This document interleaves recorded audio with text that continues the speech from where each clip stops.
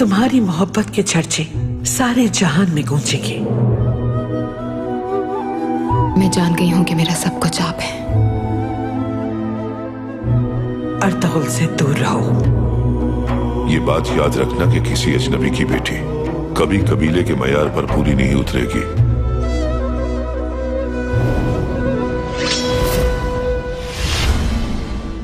मुसलमान जब तक एक दूसरे के खून का प्यासा है, तुम्हें कोई मुश्किल नहीं होगी इस काम में।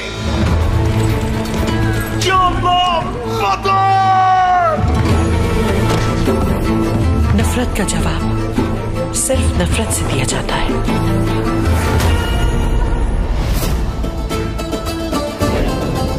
अल्लाहु अकबर। वो बहुत जल्द एक जंगजू भेजेगा जो पूरी दुनिया में इस्लाम का परचम बुलंद करेगा।